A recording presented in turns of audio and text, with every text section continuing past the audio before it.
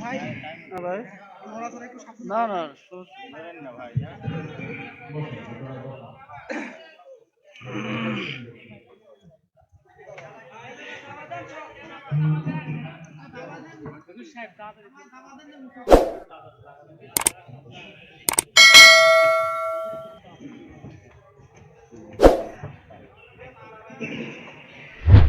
نحمده ونستعينه ونستغفره ونؤمن به ونتوكل عليه ونعوذ بالله من شرور أنفسنا ومن سيئات أعمالنا من يهد الله فلا مضل له ومن يضلله فلا هادي له ونشهد أن لا إله إلا الله وحده لا شريك له ونشهد أن محمدا عبده ورسوله الذي أرسله بالحق بشيرا ونذيرا وداعيا إلى الله بإذنه وسراجا وقمرا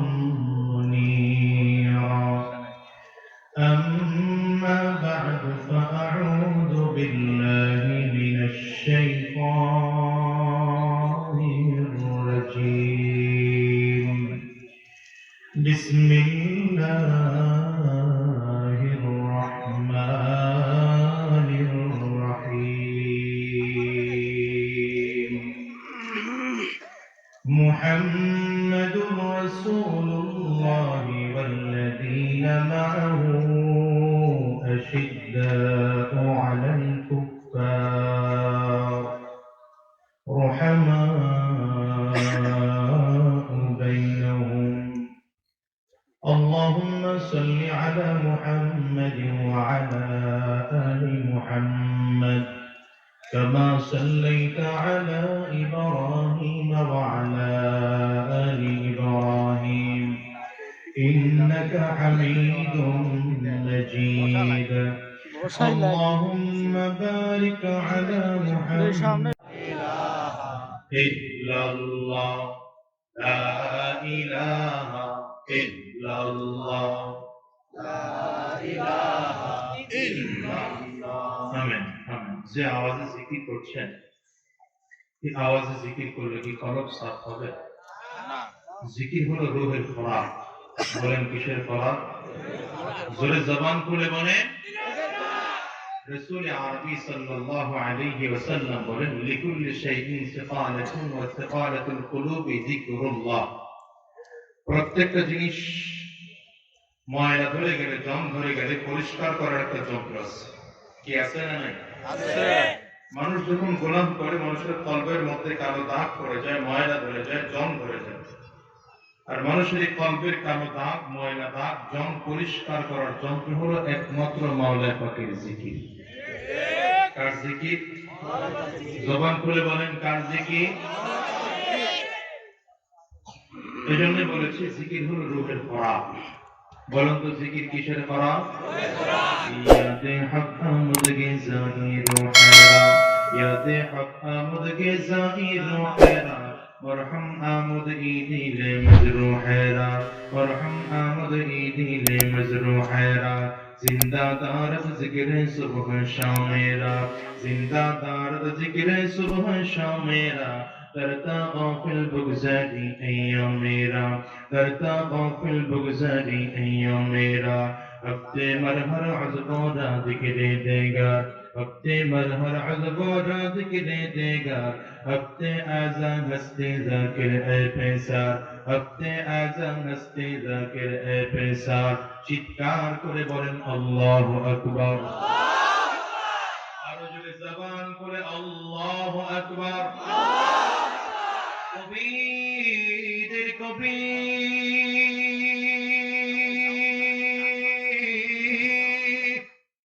রূহানি কবি আল্লামা শেখ সাদি রাহমাতুল্লাহি আলাইহি বলেন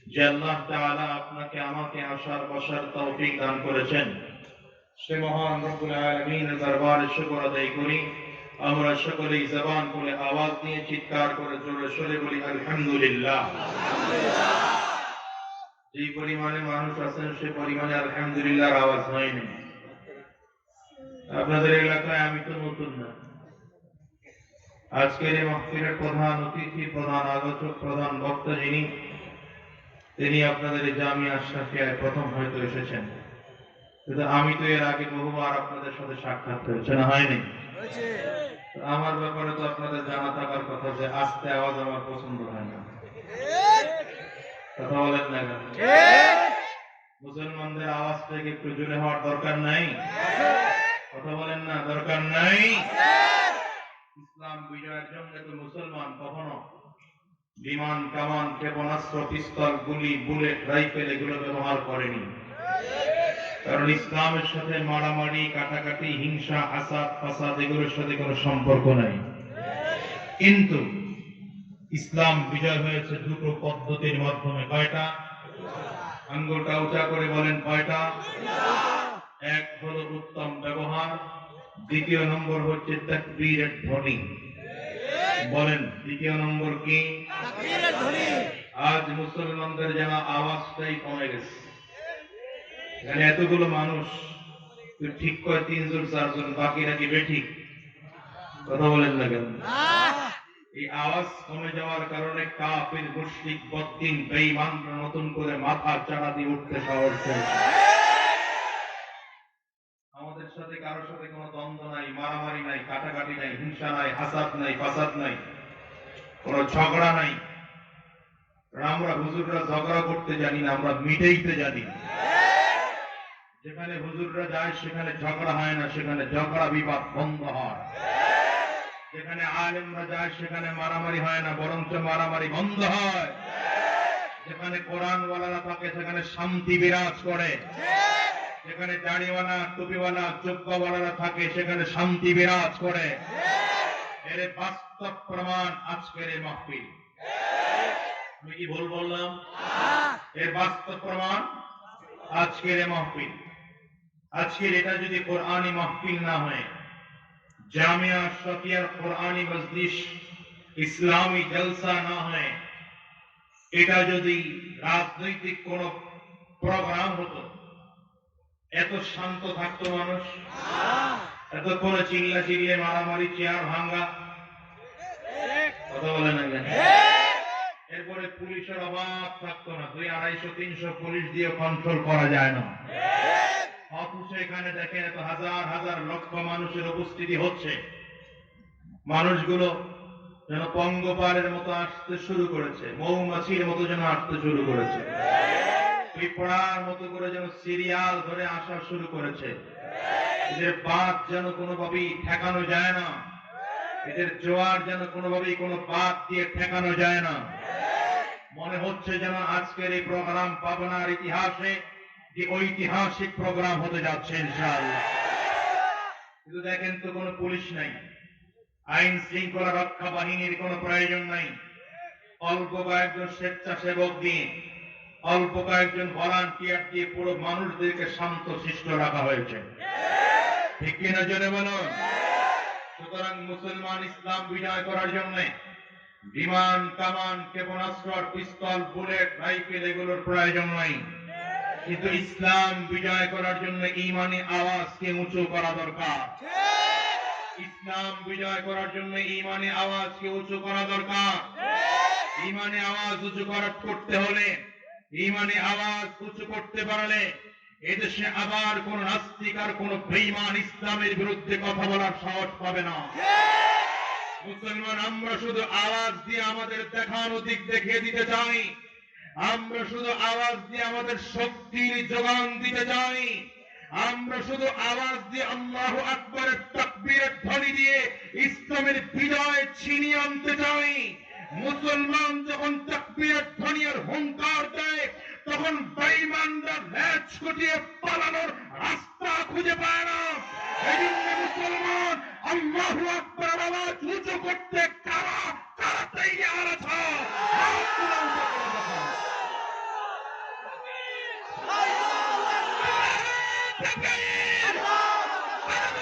শত্রুরা কোরআন বিরোধী শত্রুরা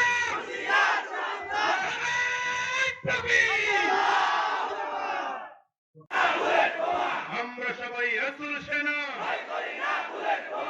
ঠিক আছে তো স্লোগান দেই নাই মাত্র শিখাইলাম স্লোগান দেবো এখন পারবেন ইনশাআল্লাহ গলাটা কাশি দিয়ে ক্লিয়ার করুন আরে ভালো করে কাশি দেন মিয়া আর হাতগুলো উঁচা করেন টান টান করে উঁচা করেন একদম টান টান করে উঁচা করতে হবে ডানে আর বামে তাকায় দেখেন হাত কে তুলে নাই মনে করবেন হ্যাঁ জন্মগত অলস হাত তুলছে হাতগুলো মুঠ করেন দেন ঝাঁকি দেন মাশাআল্লাহ দেন ঝাঁকি দেন শরীরটা স্পিড তৈরি হোক দেখেন ঝাঁকি দিয়ে আবার আরেকজনের নাক পাঠায় দিয়েছেন তো ঝাঁকি দিয়েছেন তো এবার কণ্ঠের যতটুকু পাওয়ার আছে পুরোটা পাওয়ার ছেড়ে দিয়ে তাকবীর দিতে হবে রাজি সবাই রাজি নারে তাকবীর হয় না আজকে গাড়ি ভাড়া কোথায় গেল নারে তাকবীর আল্লাহু আকবার আরো জোরে নারে তাকবীর আল্লাহু আকবার আমরা সবাই রাসূল সেনা ভয় করি না বুলেট খোলা আমরা সবাই রাসূল সেনা ভয় করি না বুলেট খোলা আমরা সবাই নবীর সেনা ভয় করি না বুলেট খোলা আমার নেতা তোমার নেতা বিশ্ব নবী মুস্তাফা আমার নেতা তোমার নেতা বিশ্ব নবী মুস্তাফা বিশ্ব নবী মুস্তাফা আমার নেতা তোমার নেতা নারে তাকবীর আল্লাহু আকবার এই স্লোগান দিয়ে রাজপথে নামেন দেখবেন বেঈমানরা পালানোর রাস্তা পাবে ঠিক না হ্যাঁ আমার তাহলে এক কথা আসুন আমরা এক নবীর উম্মত আমরা এক আল্লাহর গোলাম আমাদের কোরআন একটা ঠিক না ঠিক আমাদের মধ্যে কোনো দ্বন্দ্ব নাই ভুল নাই ত্রুটি নাই হিংসা নাই হাসাদ ফাসাদ নাই হ্যাঁ আছে বেঈমানদের সাথে মুসলমানদের সাথে কোনো আমাদের দ্বন্দ্ব নাই ঠিক না হ্যাঁ ইসলামের নাম ধরে কেউ যদি ইসলামের গোড়া কাটার জন্য আসে ওই মুনাফিককে আমরা ছাড় দিতে রাজি না ভাই আমার নবীর আদর্শ মানবেন না তো কার আদর্শ মানবেন বলেন তো আমার আল্লাহ তাআলা কত চমৎকার করে কয় আমার নবীর আদর্শের চেয়ে আর কোনো উত্তম আদর্শ জমিনে আছে না আর কারো আদর্শ জমিনে আছে আমার নবীর আদর্শ গ্রহণ করে সাহাবায়ে কেরাম যারা জন্মসূত্রে ছিলেন জাহান্নামের আসামি সাহাবায়ে কেরাম জন্মসূত্রে জাহান্নামের আসামি বাবা ছিল কাফির মা ছিল কাফিরা বাবা ছিল মুশরিক মা ছিল মুশরিকা অথচ আপনার আমার মা মুসলমান বাবা মুসলমান দাদা মুসলমান দাদি মুসলমান নানা মুসলমান নানি মুসলমান সাহাবায়ে কেরামদের বাবা মা কেউ মুসলমান ছিলেন না কিন্তু তাদের জন্মসূত্র আমাদের থেকে নিম্নমানের হলেও নবীজির হাতে হাত দিয়ে কালিমা পড়ে বাইআত গ্রহণ করে কোরআন অনুযায়ী যখন নবীজির জীবন আদর্শ অনুযায়ী সাহাবায়ে কেরাম যখন নিজেদের জীবন আদর্শ গড়তে শুরু করেছেন তো এত দামি মানুষ হয়ে গেছে যে আল্লাহ তাআলা দশজন সাহাবীকে নবীজির জীবদ্দশায় নবীজির পবিত্র জবানে জান্নাতের সার্টিফিকেট দিয়ে বিদায় করেছেন সুবহানাল্লাহ এজন্য আমার আল্লাহ তাআলা কত চমৎকার করে কয় ইন্নাকা লাআলা খুলুকিন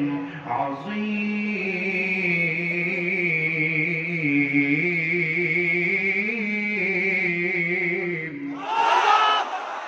বিশ্বনবী রাহমাতুল্লাহ আলামিনের ব্যাপারে আল্লাহ তাআলা ডেকে বলছেন পয়গম্বর দুনিয়ার মানুষ যে যা বলে বলুক না কেন আপনি সত্যিকার আপনার মহান চরিত্রের উপরে আপনাকে মহান চরিত্র দিয়ে তৈরি করা হয়েছে আপনাকে মহান চরিত্র দিয়ে প্রেরণ করা হয়েছে আমার নবীর চরিত্রের উপরে কারো চরিত্র চমৎকার ছিল না কোনোদিন হবেও না কোনোদিন হওয়ার সম্ভাবনাও নেই এইজন্য মুসলমান আমার নবীর সাহাবায়ে কেরামরা যখন আমার নবীর আদর্শবান হওয়া শুরু করলেন আমার নবীর সাহাবীরা এতটা পাগল নবীর সাহাবীরা জীবন দেয় নবী থেকে ঈমান ছাড়ে দূরে সরে যায় না আমার নবীর সাহাবীরা বেহুশ হয়ে যায় মার খায় রক্ত টপ টপ করে শরীর থেকে পড়ে কিন্তু সাহাবায়ে কেরাম নবীজিকে ছাড়েন না, কারণ নবীজির আদর্শে এত মজা, নবীজির আদর্শে এত মজা, যতটা নবীজির কাছে চলে যায় ততটাই মজা বেশি লাগে, যতটাই নবীজির কাছে চলে যায় ততটাই আনন্দ বেশি লাগে। ওই যে আবু বকর সিদ্দিক রাদিয়াল্লাহু আনহু ইসলামের যখন গোপন গোপন দাওয়াত চলছিল, এখনো পর্যন্ত প্রকাশ্যে ইসলাম আসে নাই, চারিদিক কাফিরদের ভয়, মুসলমানেরা গোপনে গোপনে ইসলামের দাওয়াত গুলো চালাচ্ছেন।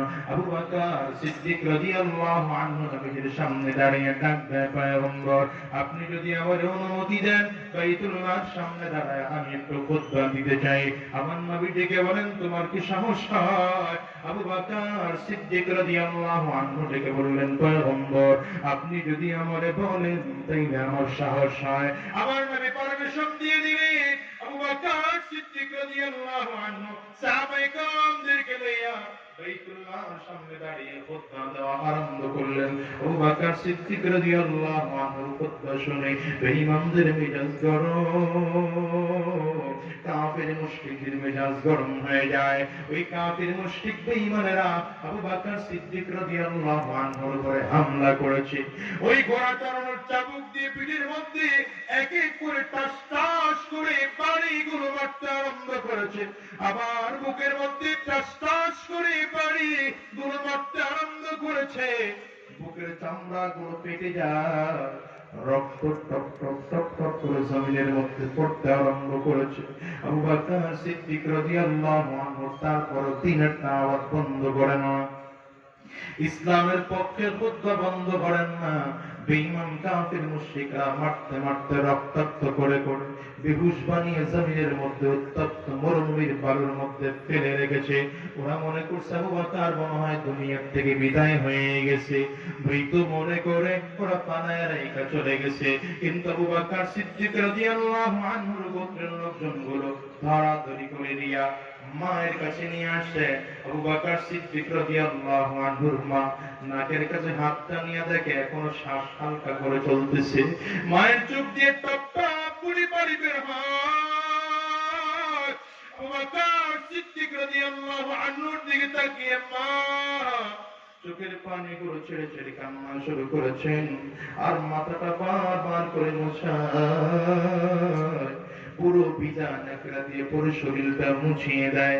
যেখান থেকেই মোছায় ওখান থেকে রক্ত আবার টপ টপ করে বের হয়।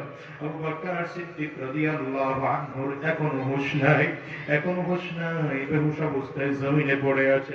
হঠাৎ করে হুঁশ ফিরে এসেছে, হঠাৎ করে যখন হুঁশ ফিরে এসেছে মায়ের দিকে তাকাই আস্তে করে ডাক দেয়, মা আমার বলো না আমার নবীজি কেমন আছে? এই দুনিয়ার মুসলমান পাগল তো হয়েছে, আমার নবীর আশিক হতে পারো নাই। শুধু আশিক রাসূলের বানাত টানাইলে আশিক রাসূল হওয়া যায় না। এখন তো আশিক রাসূলের বানাত টানাইয়া লোকের অভাব নাই। আপনাদের পাবনায় মনে হয় লোকের খোঁজ নাই, কথা হয় না কেন? রাস্তার মোড়ে মোড়ে শুধু আশিক রাসূলের বানাত, কপালের মধ্যে আশিক রাসূলের বানাত। মুখের দিকে তাকায় দেখবেন মুখের মধ্যে দাড়ি নাই, মাথার দিকে তাকায় দেখবেন মাথার মধ্যে টুপি নাই। হিসাব মিলায় দেখবেন এদের মধ্যে কোনো সুন্নতের ভালাই নাই, আমার নবীর আদর্শ তাদের মধ্যে নাই। নাম দিয়েছে আশিক রাসূল। হিসাব মিলায় দেখবেন ওরা আশিক রাসূল নয়, আশিক শয়তান। আমার মুসলমান ভাইরা, নবীজির ভালোবাসার নামে ভণ্ডামি কেউ করে বাংলার জমিনে জায়গা নাই। পাবনাবাসী আওয়াজ করে বলো ঠিক কিনা?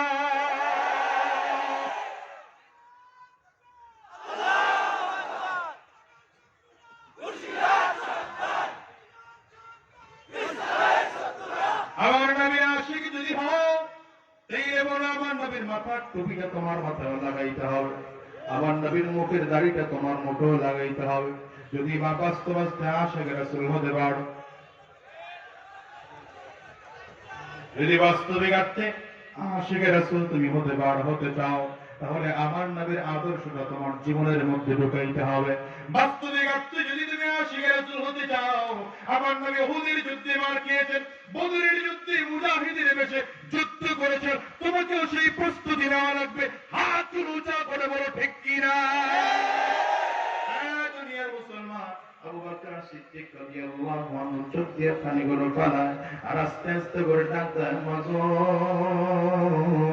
আমারে বলো না আমার নবী কই? মা আস্তে করে ডাক দেয়, চুপ কর,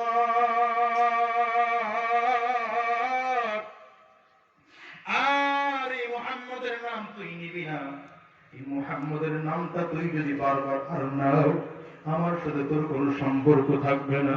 কারণ তখন আবু বকর সিদ্দিক রাদিয়াল্লাহু আনহু মা কালিমা পড়ে মুসলমান হন নাই।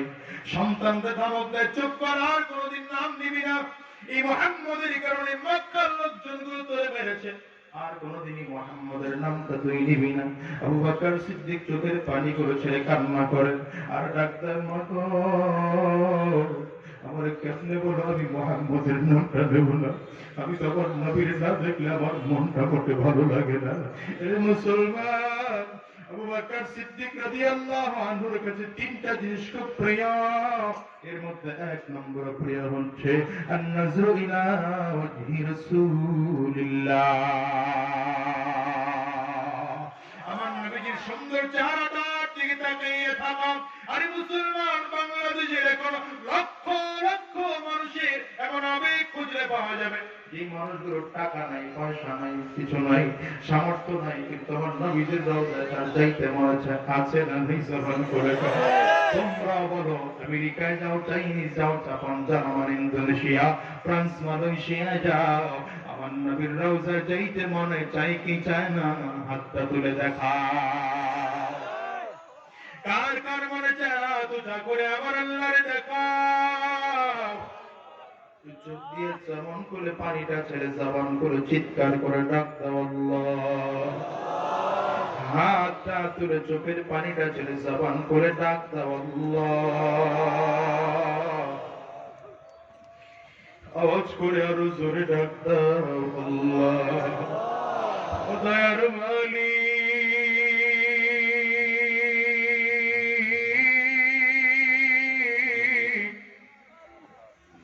যতগুলো গোলাম আজকে তোমার হাত গুলো উঁচা করলাম, জীবনে একটা বার হলেও তোমার নবীর রওজা না দেখাইয়া দুনিয়া থেকে নিও না। চিল্লা কও না আমিন। মনের মাধুরী মিশিয়ে হৃদয়টা উজাড় করে বলো, মনে বড় আশা ছিল। একটু একটু করে সামনের দিকে আগান, পিছনে অনেক ভাইদের জায়গা হয় না, অল্প করে একটু একটু সামনের দিকে আগান, আর দিলে খুব ব্যথা নিয়ে, দরদ নিয়ে, চোখে পানি নিয়ে মালিকের কাছে বলেন, আমার মালিক চাইলে কবুল করতে পারেন। বলেন না, মনে বড় আশা ছিল। সামনের দিকে আগান, সামনের দিকে আগান। মনে বড় আশা ছিল যাব মদিনায়। বলো না, মনে বড়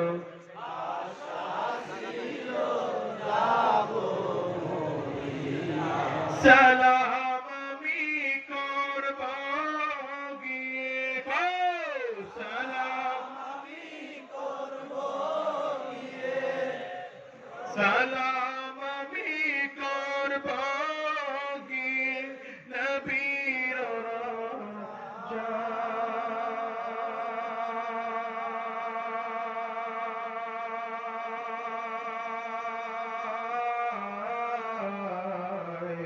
মনে বড় আশা ছিল যাব মদিনায়। বলো না, মনে বড় আশা ছিল যাব।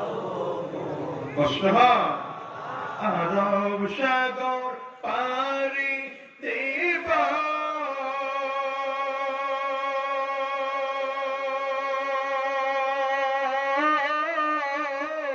নাই কয় আমার তোরি,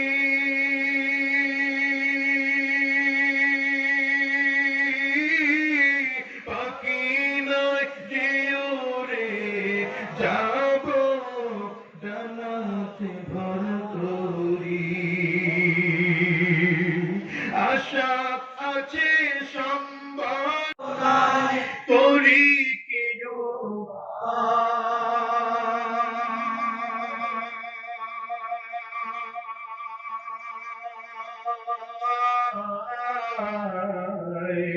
মনে বড় আশা ছিল যাব মদিনায়, বলো মনে বড় আশা ছিল যাব মদিনায়।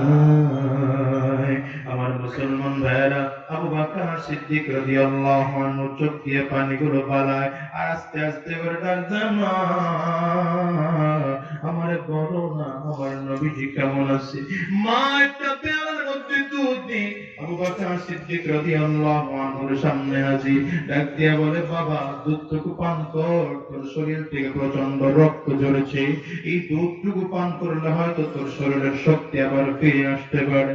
আবু বকর সিদ্দিক রাদিয়াল্লাহু আনহু মায়ের দিকে তাকাই আস্তে করে ডাকলেন, মা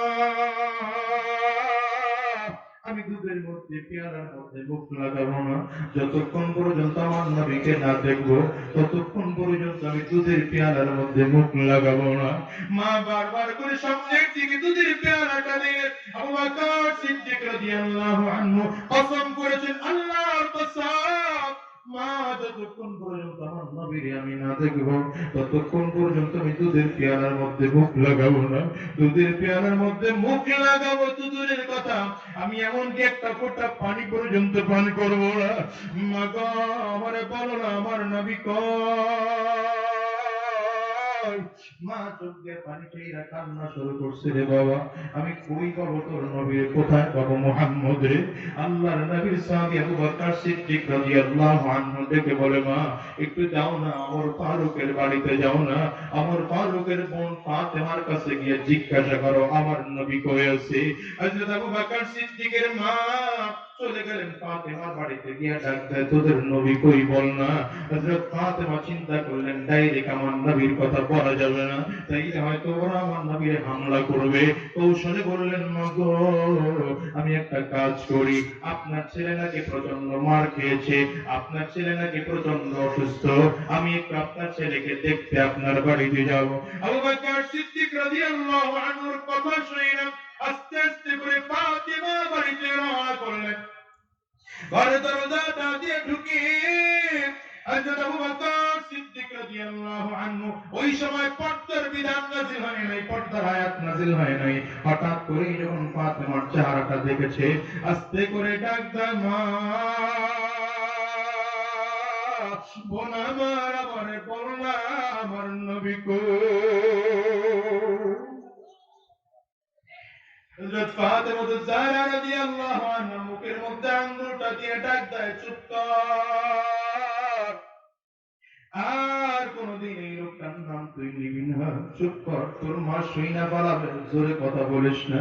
আবু বকর সিদ্দিক রাদিয়াল্লাহু আনহু থেকে বলেন, মা গো ও বোন আমার, আমি যদি এই মুহূর্তে আমার মা শুনলে কোনো অসুবিধা নাই, তুমি বলো না আমার নবী কই আছে। হযরত ওমরের বোন ফাতেমা ডাক দেয়, ভাই আমার একটু আগে দেখে আসছি আমার নবী বাইতুল্লাহর সামনে ওই সাফা পাহাড়ের পাদদেশে দারুল আরকামের মধ্যে বসা আছে। কথাটা শুনতে দিই আবু বকর সিদ্দিক রাদিয়াল্লাহু আনহু মায়ের দিকে তাকাইয়া মায়ের হাতটা টান দিয়ে বুকের মধ্যে লাগাইয়া দিয়া চোখের পানিটা ছিঁড়ে ডাক দেয়, মা গো আমি তোমার কাছে জীবনে কোনোদিন কোনো আবদার আমি করি নাই, একটা ছোট্ট আবদার তোমার কাছে আমি করব, মা আমার আবদারটাকে তুমি আমারে রাখবা। ও মা আমি হাইটা হাইটা আমার নবীর কাছে যাব সেই সাধ্য আমার নাই।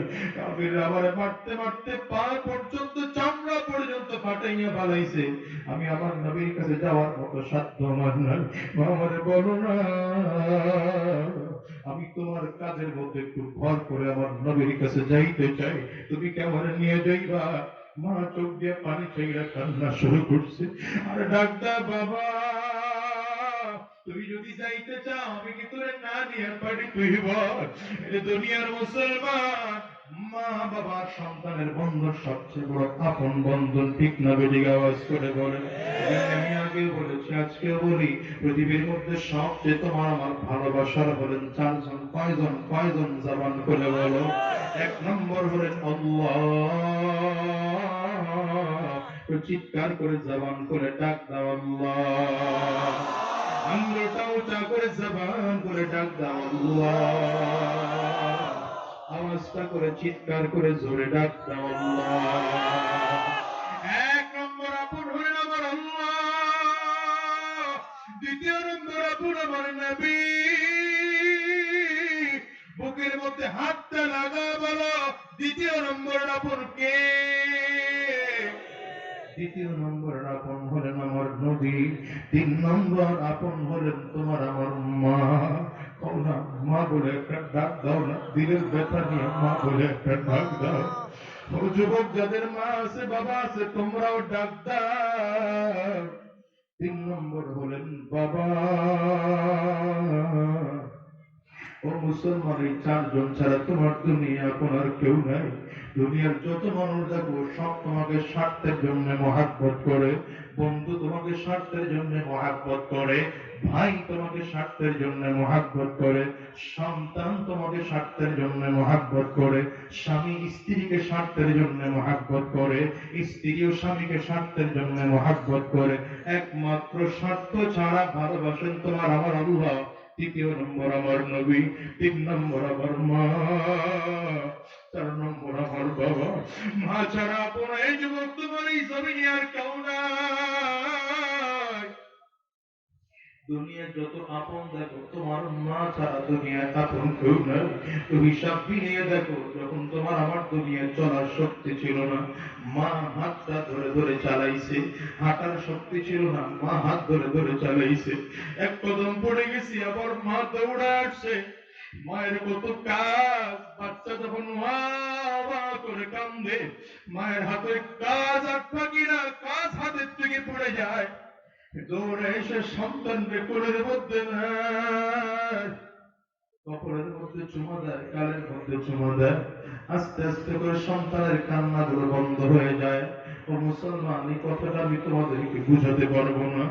মা কথাটি ছোট্ট অতি, কিন্তু জানো ভাই, ইহার যে নামটি মধু ত্রিভুবনে নাই। মা কথাটা যদিও খুব ছোট কথা, কিন্তু এর পাওয়ার অনেক বেশি। এই ভরা বস্তিটার মধ্যে যাদের মা আছে, যাদের বাবা আছে, তোমাদেরকে কোনোদিন বোঝানো যাবে না। হয়তো আজকের কথাগুলো তোমার কাছে হাসি তামাশার খোরাক হতে পারে, আজকের কথাগুলো তোমার কাছে খারাপ লাগতে পারে, কিন্তু যুবক, এই ভরা বস্তিটার মধ্যে এমন মানুষ যদি কেউ থাকে যাদের ঘরে মা নাই, যাদের ঘরে বাবা নাই, ওই মানুষগুলো জানে আজকে মা না থাকাটা তাদের জন্য কত কষ্ট, বাবা না থাকাটা তাদের জন্য কত কষ্টের। রে যুবক, কারণ আমার ঘরে আমার মা নাই।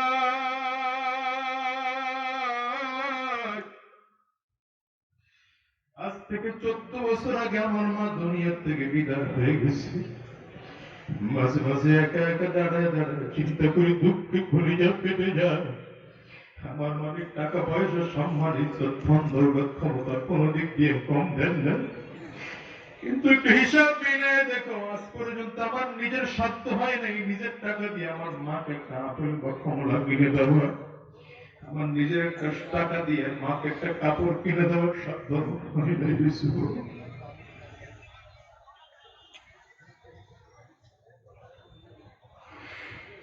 আমি এই কথাটা কেমনে তোমাদেরকে বোঝাবো? এই ভরা মজলিসটার মধ্যে আজকে কুয়াকাটা হুজুরের বয়ান শেষ করে হয়তো বাসায় যাইবা, দরজায় টোকা দিবা, মা হয়তো তোমার দরজা খুলবে। তুমি বাসায় গিয়ে দরজা টোকা দিলে আমার মা কিন্তু দরজা খুলবে না। এই ভরা মজলিসটার মধ্যে আমার মতো কার কার মা নাই, একটু হাতগুলো উঁচা করে দেখা।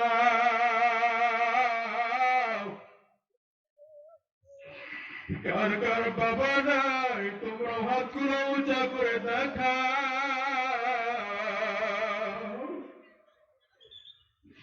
হাতগুলো উঁচা করে রাখো আমার পরিজার টুকরো যুবকেরা, দেখো কত মহারা মানুষগুলো কেমনে কাঁদে, বাবাহারা মানুষগুলো কেমনে কাঁদে।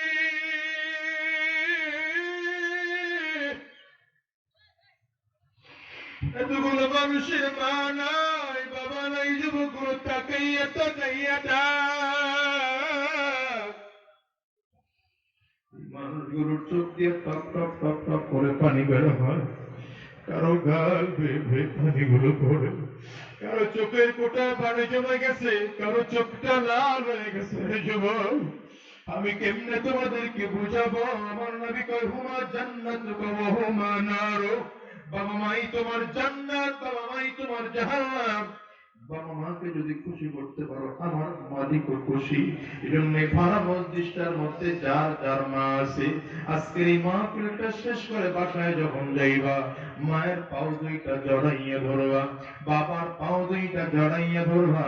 যতক্ষণ পর্যন্ত মাফ না করবে, পাও দুইটারে ছাড়বা না। কারা কারা রাজি আছো?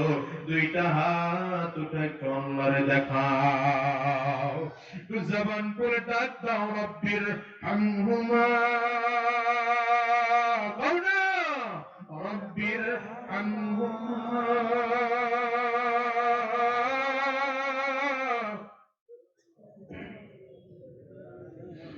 কামা রব্বায়ানি সগীরা। ও যুবক, মায়ের কাছে মাপ চাইতে কোনো লজ্জা আছে নাকি রে ভাই? বাবার কাছে মাপ চাইতে কোনো লজ্জা আছে নাকি রে ভাই? আবু বকর সিদ্দিক মায়ের হাতটা টান দিয়ে বুকের মধ্যে লাগাইয়া আস্তে করে ডাক দেয়, মা, আমারে কি তুমি নবীর কাছে নিয়ে যাইবা? মা চোখ দিয়ে পানি পালাইয়া কান্দে রে বাবা।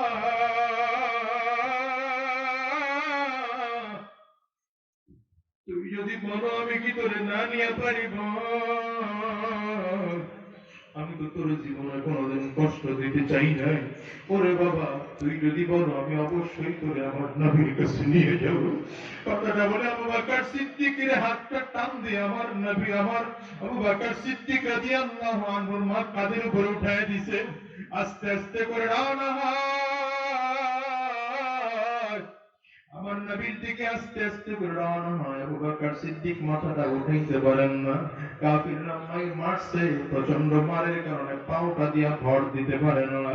ওদিকে আমার নবী বিশ্বনবী রাহমাতুল লিল আলামিন দারুল আরকামে বসা, দূর থেকে তাকায় দেখেন প্রিয় সাহাবীটা সামনের দিকে আগাইতেছে। আমার নবী দেখার বসে থাকতে পারলেন না, লাফ দিয়ে আমার নবী দাঁড়িয়ে গেছে। আস্তে আস্তে করে আমার নবী কদমটা বাড়ায়। আমার নবী আবু বকর সিদ্দিকের সামনের দিকে তাকাইয়ে দেখেন ঠোঁটটা ফাটায় বানাইছে, ঠোঁট থেকে টপ টপ করে পানি পড়ে। কাফেররা গালটারে ফাটাইয়ে বানাইছেন, গাল থেকে টপ টপ করে রক্ত পড়ে। কপালটারে ফাটাইয়ে বানাইছে, কপাল থেকে টপ টপ করে রক্ত পড়ে। সব চাদরগুলো ভিজে গেছে, রক্ত মাখা, রক্তের দাগগুলো এখন পর্যন্ত শুকায় দেয়। আমার নবী নিজের আর কন্ট্রোল রাখতে পারলেন না, হাত দুইটা বাড়ায় দিছে আর ডাক দিছে, আবু বকর আয়, আবু বকর আয়। আবু বকর সিদ্দিক নবীর ডাকটা শুনে নিজে আর কন্ট্রোল রাখতে পারলেন না, মায়ের কাঁধের থেকে হাতটা সরায় নবীজির দিকে একটা দৌড় দিলেন। হাঁটতে পারেন না, হুমড়ি খেতে শরীরের মধ্যে পড়ে গেছে। আস্তে করে আবু বকর সিদ্দিকের আমার নবী উঠে কোলের মধ্যে নিয়ে চাপটা আমার নবীর পাইয়া আবু বকর সিদ্দিক রাদিয়াল্লাহু আনহু কপালের মধ্যে চুমা খায়, গালের মধ্যে চুমা খায়, হাতের তালুতে আর পিঠে চুমা খায় আর ডাক দেন, নবী আমার, আপনার কি কোনো ক্ষতি হয়েছে নাকি নবী? আমার নবী বলেন, না না, আমার কোনো ক্ষতি হয় নাই। আবু বকর, তুমি বলো তোমার কোনো ক্ষতি হয়েছে নাকি? আবু বকর সিদ্দিক ডাক দেন, নবী আমার, আমার যদি জীবনটাও চলে যায় আর আমার জীবনের বিনিময়ে যদি আপনার একটা অল্প উপকার করতে পারি গো নবী, আমাদের যা বড় কিছু চাওয়ার নেই গো নবী। আমার নবী বিশ্বনবী রাহমাতুল লিল আলামিন আবু বকর সিদ্দিক এতটাই ভালোবাসতেন, আবার আবু বকর সিদ্দিক আমার নবীকে এতটাই ভালোবাসতেন। ওরে দুনিয়ার মুসলমান, আজকে আমার নবী জমিনে নাই, নবীর সাহাবীও জমিনে নাই, তাবেঈন জমিনে নাই, তাবেঈন জমিনে নাই। এই জমিনে আর কোনদিন নবী আসবেন না, এই জমিনে আর কোনদিন নবীর সাহাবীরা আসবেন না, এই জমিনে আর কোনদিন নবীর তাবিঈনরা আসবেন না, তাবিঈনরাও আসবেন না। তবে এই জমিনে আল্লাহর ওলিরা কিন্তু আসা বন্ধ হয় নাই, ঠিক না ঠিক জোরে বলে। এই জমিনে আল্লামা আহমদ শফীর মতো লোক বাংলার জমিনে আসতে পারেন, এই জমিনে আল্লামা জুনাইদ বাবুনগরের মতো লোক আসতে পারেন, এই জমিনে কুয়াকাটা হুজুরের মতো লোক আসতে পারেন, এই জমিনে হযরত চরমনায়ের শেখ চরমনায়ের মতো লোক আসতে পারেন, এই জমিনে মুফতি সৈয়দ রেজাউল করিম পীর সাহেব চরমনায়ের মতো লোক আসতে পারেন। আল্লাহ ওয়ালারা কিন্তু এখন আসার দরজা আল্লাহ বন্ধ করে দেন নাই। এদের দিকে তাকিয়ে তাকিয়ে আমল করো, এদের দিকে মুহাব্বত করো, হিংসা করো না। দেখলে এদের প্রতি উল্টা পাল্টা বাঁকা নজরে তাকাইও না। আমি তোমাদের জন্য বলে গেলাম, নবী যেহেতু আসবেন না, নবীর ওয়ারিসেরা জমিনে আছেন, এই ওয়ারিসদেরকে মুহাব্বত করো আর কোরআন সুন্নাহ অনুযায়ী নিজের জীবনটা চালাইতে আরম্ভ করো। আমার মালিকের কোরআনে জমিনে বাস্তবায়ন করার জন্য আজকের ময়দান থেকে অঙ্গীকারবদ্ধ হয়ে বিদায় হও। আমার আল্লাহর কাছে ওয়াদা করে যাও, আল্লাহ যতদিন তোমার এই জমিনে থাকবো আমরা এক ওয়াক্ত নামাজ ছাড়বো না, তোমার কোরআন ছাড়া আর একটা কদম নাড়াবো না।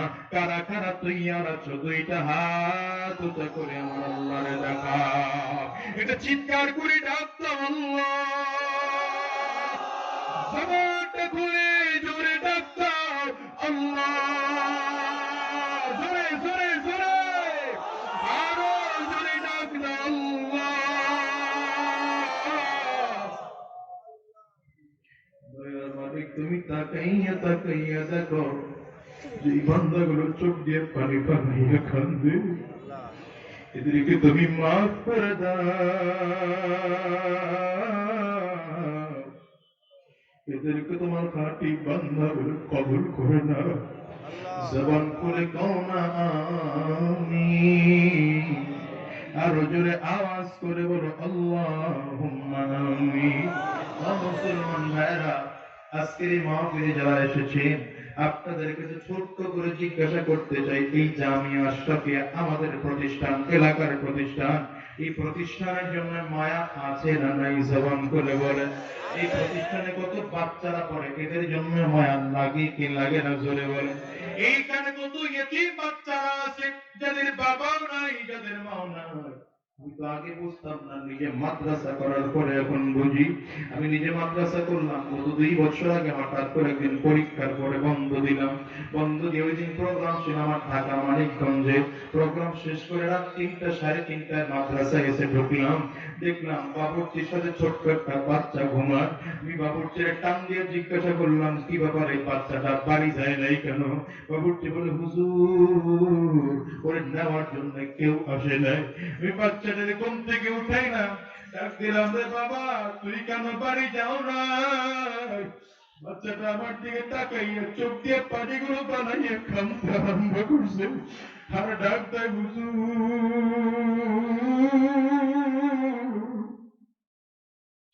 আমি কেমনে বাড়িতে যাব? আমার তো বাড়িও নাই, আমার তো ঘরও নাই, আমার তো বাবাও নাই, আমার তো মাও নাই।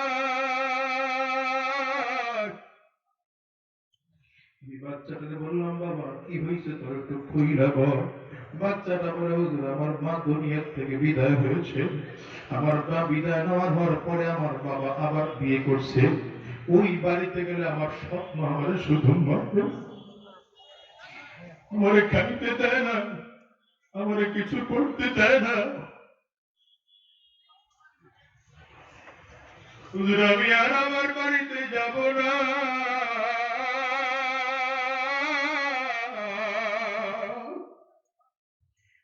পকেট থেকে একটা 20 টাকার নোট বের করে দেখে, হুজুর এই 20টা টাকা আমার কাছে আছে, এটা দিয়ে আমি 5 দিন 6 দিন মাদ্রাসা বন্ধ আমি চলতে পারবো। হুজুর আমি হোটেল থেকে খানা কিনা খাবো, আমার মাদ্রাসা থেকে যাইতে বলবেন না। আমার মায়া লাগলো, আমি টাইনা অনেক কোলের মধ্যে ডাক দিলাম, রে বাবা কে বলছে তোর মা নাই, কে বলছে তোর বাবা নাই? আমার দিকে তাকাইয়া দেখ, এই যে আমি তোর বাবা। বাচ্চাটাই ডাক দিয়ে বলে, হুজুর আপনি আমার উস্তাদ, আপনি আমার বাবা না।